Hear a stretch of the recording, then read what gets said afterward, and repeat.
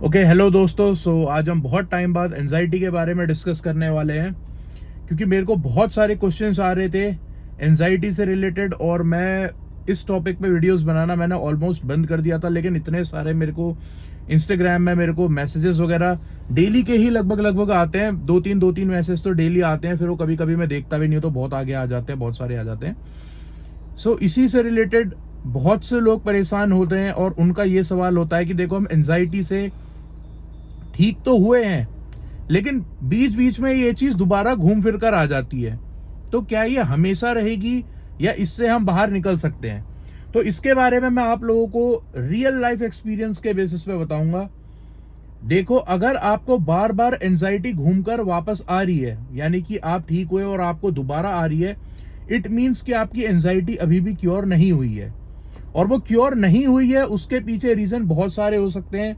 May be ये हो सकता है कि आप लोग बहुत ज्यादा ओवर थिंक कर रहे हो, उससे रिलेटेड रिसर्च वगैरह कर रहे हो इंटरनेट में, जिसकी वजह से ये सारी परेशानियां होते रहती हैं। सबसे पहले आपको जो काम नहीं करना है वो ये है कि इंटरनेट में इसके बारे में ज्यादा रिसर्च नहीं करना है। सेकंड, अगर ये आपको बार बार एंजाइटी हो रही है तो देखो, कई बार ऐसी चीजें होती है कि डेली लाइफ का स्ट्रेस इतना होता है कि जिस वजह से हमें प्रॉपर नींद नहीं मिल पाती है। अगर आपको प्रॉपर नींद नहीं मिलेगी तो उस वजह से आपके एंजाइटी के जो चांसेस होते हैं वो बहुत ज्यादा बढ़ जाते हैं। थर्ड पॉइंट ये होता है कि आप किस तरीके का फूड कंज्यूम कर रहे हैं। देखो, अगर आप ज्यादा कैफीन रिलेटेड फूड कंज्यूम करते हैं या ड्रिंक कंज्यूम करते हैं, कुछ भी आप ऐसी चीज कंज्यूम करते हैं जिसमें कैफीन है, जैसे चाय पीते हो, आप कॉफी पीते हो, कॉफी में ऑब्वियसली कैफीन होता है, तो आप देखोगे कि आपकी जो एंजाइटी है वो बार बार वापस आ रही है। क्यों होता है? क्योंकि इसका एक फैक्टर ही है, कैफीन की वजह से आपको क्या होता है, थोड़े टाइम के लिए एंशियस फील होता है। फिर ऑलरेडी आपको एंजाइटी रिलेटेड प्रॉब्लम पहले रह चुकी है, तो इस वजह से क्या होगा, आपको और प्रॉब्लम्स होंगी।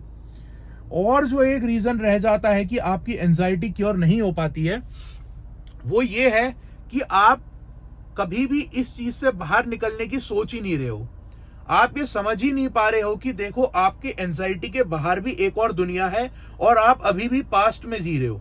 पास्ट में जीने का मतलब ये है कि आप ये सोच रहे हो कि यार, जब मुझे एंजाइटी नहीं हुई थी उससे पहले मैं बहुत ज्यादा खुश था या खुश थी। अगर आप यही सोचते रहोगे तो आप कभी भी इन सब चीजों से बाहर नहीं निकल पाओगे। आपकी लाइफ हमेशा से ऐसी ही थी। लाइफ में कोई एक मोमेंट हो गया, उसके चक्कर में हमें, अगर लाइफ में कोई अच्छा मोमेंट हुआ है तो भी आपको बहुत ज्यादा खुश नहीं होना चाहिए, और कभी कुछ थोड़ा बहुत बुरा हो गया तो भी आपको इतना ज्यादा डिप्रेस नहीं होना चाहिए। क्योंकि लाइफ जो है ना, कभी भी सीधे पाथ में नहीं चलती है, हमेशा इसमें कर्व्स आते रहेंगे। और वो कर्व्स क्या रहेंगे, कभी लाइफ में कुछ अच्छा हो जाएगा, कभी लाइफ में कुछ बुरा हो जाएगा। तो आपको इन चीजों को समझना पड़ेगा। अगर आप इन चीजों से डील कर पा रहे हो तभी आप एंजाइटी से भी बाहर निकलोगे। और बहुत लोग जो इन चीजों से बाहर नहीं निकल पाते वो होते हैं वीक मेंटेलिटी के, और उनका जो माइंड में कंट्रोल होता है वो वीक होता है। अब देखो, वीक का मतलब ये नहीं है कि आप पढ़ाई लिखाई में कमजोर हो या डे टू डे लाइफ में वीक हो, नहीं। देखो, लाइफ में कोई एक बुरा एक्सपीरियंस हो जाता है तो उसके चक्कर में बहुत लोगों को परेशानियां हो जाती है। इनफैक्ट मुझे भी ये परेशानी हुई है, तो मैं इस बात को समझ सकता हूं। लेकिन अगर आपको इन सब से बाहर निकलना है तो इसके लिए सबसे बेस्ट तरीका यह है कि आप फिजिकल एक्टिविटी में इन्वॉल्व हो। जब आप फिजिकल एक्टिविटी में इन्वॉल्व होते हो और कोई एक टारगेट सेट कर देते हो, जैसे मान लो कोई वेट लॉस है, वेट गेन है, मसल बिल्डअप है, या आपने ये सेटअप कर दिया है कि मुझे 5 किलोमीटर डेली रन करना है, तो आपके पास एक टारगेट होता है। जब आप फिक्स टारगेट में रहोगे ना, तो आप अपने माइंड को बेटर कंट्रोल कर पाओगे। आपको ये चीजों को भी समझना है कि आपको अपनी लाइफ को कैसे कंट्रोल करना है। और दूसरा क्या होता है, जब आप फिजिकल एक्टिविटी में इन्वॉल्व रहते हो तो आपकी जो हार्ट रेट है ना, आप देखोगे वो नॉर्मल आने लगेगी, उसका फिटनेस लेवल आपका बढ़ेगा। आप देखोगे जो आपका रेस्टिंग हार्ट रेट था एंजाइटी के टाइम पे, आप कभी भी देखना आपका रेस्टिंग हार्ट रेट जो होगा ना वो काफी हाई रहता है। आप देखोगे अराउंड 100 रहेगा। वैसे 60 to 100 नॉर्मल बताते हैं, लेकिन 100 के आसपास अगर आपका रहता है तो दैट इज हाई, अगर रेस्ट स्टेट में रह रहा है तो। और कभी कभी तो उससे भी ज्यादा होता है, 108, 110, 120 ये भी होता है। लेकिन अगर आप फिजिकल एक्टिविटी में रहोगे तो आपकी जो हार्ट रेट है ना वो भी सिग्निफिकेंटली ड्रॉप होगी।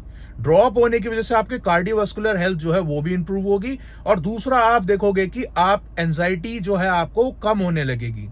और एक चीज और जो मैं आप लोगों को बोलूंगा कि आप ऐड कर सकते हो एज अ सप्लीमेंटेशन, आप विटामिन D3 को जरूर अपने सप्लीमेंट में स्टैक करो। आप देखोगे जब आप विटामिन D3 लोगे, vitamin D3 as a hormone भी काम करता है बॉडी में, ठीक है। उसके बारे में आप रिसर्च करना, वो टॉपिक अलग हो जाएगा, तो मैं कभी उसके बारे में आपको बाद में बताऊंगा। तो बहुत लोगों में विटामिन D3 की डेफिशिएंसी रहती है, जिस वजह से आप देखोगे ना, आप कभी सोकर सुबह भी उठ रहे होगे तो आप एनर्जेटिक सा फील नहीं कर रहे हो, वीकनेस जैसी है, थोड़ी स्टिफनेस जैसी है बॉडी में, आपके जॉइंट हेल्थ इतने सही नहीं है, और आपका ना जो ये माइंड का फंक्शन है ना, इसमें भी इफेक्ट आता है। तो विटामिन D3 मार्केट में आपको अवेलेबल हो जाएगा, आप उसको जरूर सप्लीमेंट करें और आप देखोगे कि आप इन सब चीजों से बहुत जल्दी बाहर निकल पा रहे हो। सो अपने माइंड को स्ट्रांग बनाने के लिए आप एक vitamin D3 as a supplementation add करोगे। आप फिजिकल एक्टिविटी में इन्वॉल्व रहोगे, जैसे कि रनिंग हो गई, जिमिंग हो गई, स्विमिंग हो गई, या कोई भी स्पोर्ट्स आप जो है वो खेलना चाहते हो तो आप वो भी कर सकते हो।